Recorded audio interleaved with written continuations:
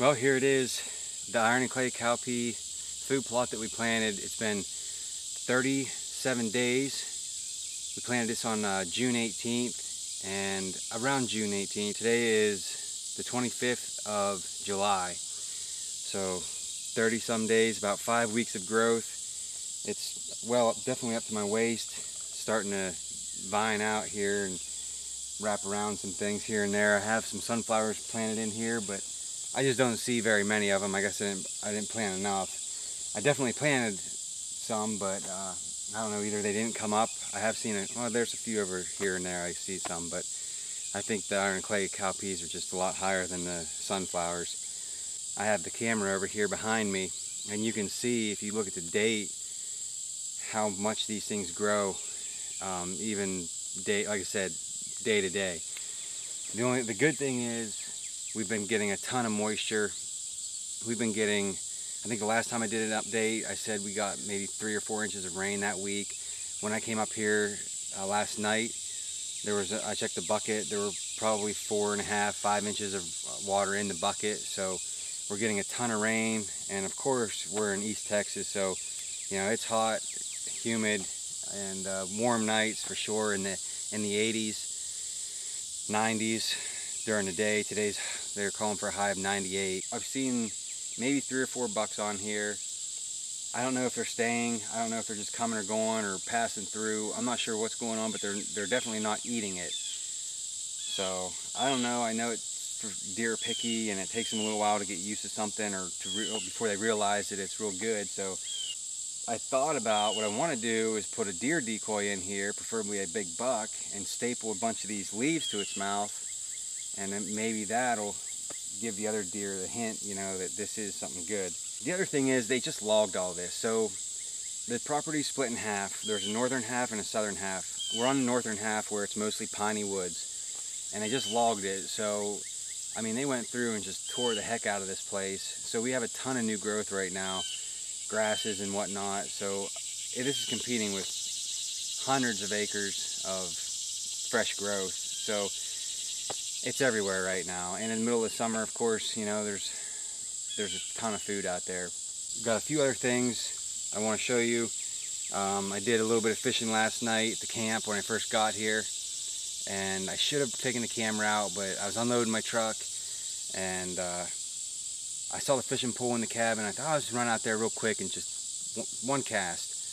And I went out there, and sure enough, as soon as it hit the water, I caught a huge bass. So I tried to put my phone up on a stump there by the fireplace and get as much footage as I could. I couldn't, I was by myself, so it was pretty tough, but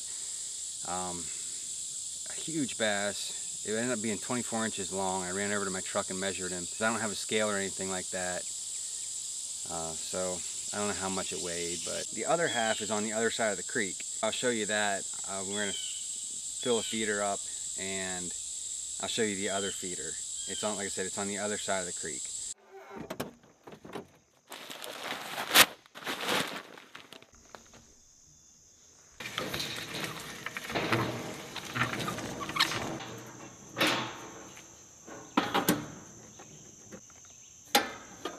It shows 3 bars. We'll put a new one in it.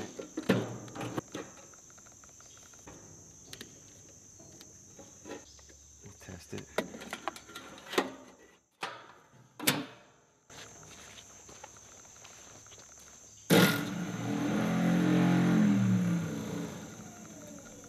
Haven't been here all summer. It's been empty and almost dead. No camera here or anything. So all I have are 2 small bags of corn, and I got the camera fixed. So we'll put it back up. This is, I shot a couple hogs, shot at a couple hogs here.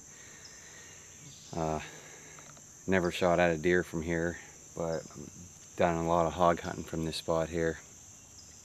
Or up in that blind. But we'll get this thing filled up.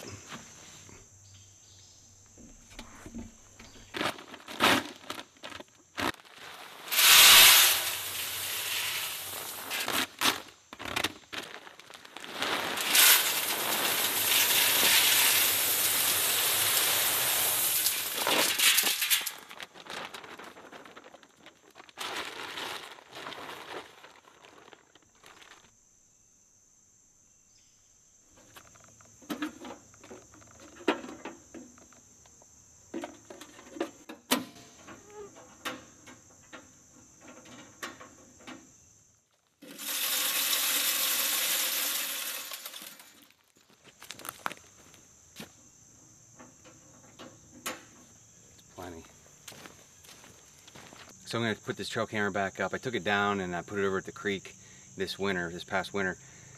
And I thought I had it high enough on a tree because I wanted to see all what was coming into the creek, getting water or whatever. Saw a lot of tracks. And in the spring we got a bunch of rain, and it rained and rained and rained, and it was a cell camera, so you can watch the water kept rising up through the night, and eventually it got to the camera, and some of the pictures or videos is of it underwater, just completely submerged.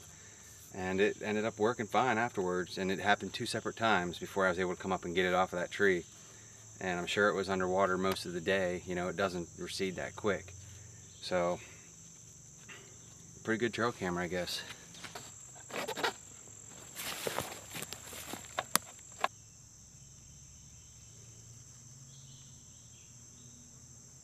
So this is where I have my small feeder. I have a ground blind right here. It's all collapsed and everything, and a little motion light over there between the blind and the feeder.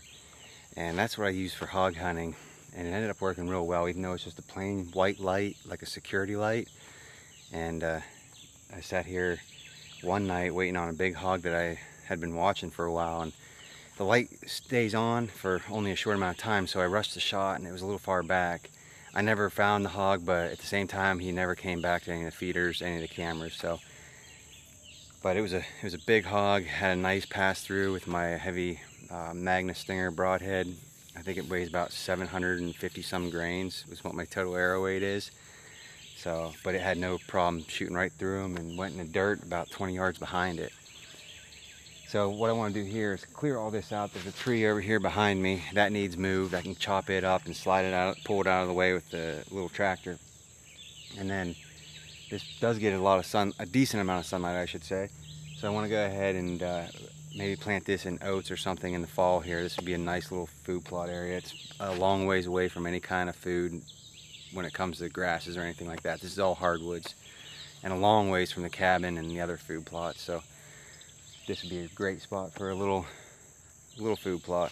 Well, that's it. I hope you enjoyed the little tour of the other side of the property, on the south side of the other side of the creek. And maybe in the next video we'll have a blade, and we can go ahead and right up there, a couple 100 yards, is where that next food plot's going to be, and we can go ahead and get that cleared off, get all that debris cleared out of there, and get some lime and fertilizer thrown down, and get another food plot planted. I hope you guys enjoyed it, and thanks for watching. See ya.